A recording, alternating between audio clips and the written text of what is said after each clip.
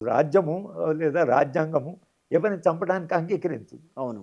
ఆయుధం పట్టుకున్న వాడిని కూడా హ్మ్. అవకాశం ఉంటే అరెస్ట్ చేయవలసిందే కానీ వాడిని ఫైర్ చేయడానికి చేయడానికి లేదు. రాజ్యాంగం ఒప్పుకోదు. అవును.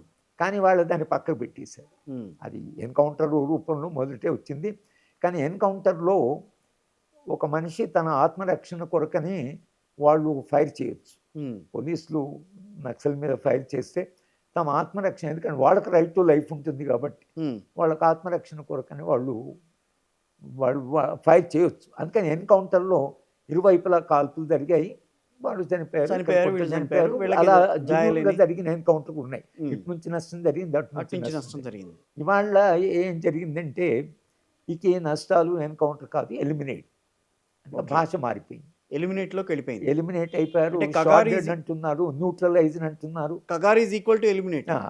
కనుక ఇప్పుడు మేము పలానా ముహూర్తం వరకి మేము మొత్తంగా అణచివేస్తామంటే ఎట్లా అణచివేస్తారు వోళ్ళు? వాళ్ళు ఒకవేళ శాంతి చర్చలకు వస్తామన్నారనుకో, అది 1996 నుంచి 2004 వరకు అప్పుడు ఉమ్మడి రాష్ట్రంలో ఆంధ్రప్రదేశ్‌లో మీరు కూడా శాంతి చర్చలకు శాంతి వెళ్లారు చర్చలు ఒకసారి. నేను కూడా భాగమే. శంకరం గారు ఒక శంకరన్ గారు. అద్భుతమైన వ్యక్తి. అవును. దానికి కన్వీనరు కన్నా గారు, పుత్తూరు వెంకటేశ్వరరావు గారు ఉన్నారు, హ్మ్. జయశంకర్ ఉన్నాడు, అవును. కోదండరామ్ ఉన్నాడు. వీళ్ళందరూ దాంట్లో తారకం గారు ఉన్నారు. హ్మ్. వీళ్ళందరూ దాంట్లో సభ్యులమే మేమంతా. ఈ 15 మందిమి ఒక 10 సంవత్సరాలు అబ్బా! ప్రయత్నం చేసి హ్మ్. ఇద్దరి మధ్యన శాంతి చర్చలు జరిపేలా చూసాం. హ్మ్. 2004లో శాంతి చర్చలు జరిగాయి. మరి ఆ శాంతి చర్చలు ఈ రోజున ఎందుకు జరపకూడదు? అదే అంటే ఆ శాంతి చర్చలులో కొన్ని ప్రజా సమస్యలొచ్చాయి. హ్మ్. మీరు ఆయుధాన్ని పడేయాలని ప్రభుత్వం అడిగింది. అవును. వాళ్ళేమన్నారంటే మీరు భూములు పంచండి పేదవాళ్ళకి.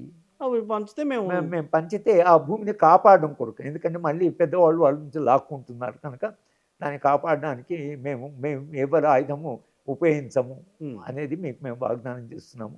మీరు ఈ ఎజెండా క్యారీ చేయండి. హ్మ్. అది భూ సంస్కరణలు కానివ్వండి, లేకపోతే ఈ న్యూ లిబరల్ మోడల్ ఏతుందో మీరు ఆ ప్రపంచ బ్యాంకులో తీసుకున్నటువంటి షరతులని మీరు అంగీకారం వాటిని వెనక్కి తీసుకోండి. ఈ ఓకే. దేశాభివృద్ధి కొరకని మీరు చేస్తే మేము మా వైపు నుంచి ఎటువంటి కాల్పులు ఉండవని ఇదే జరిగింది. చర్చ జరిగింది. హ్మ్.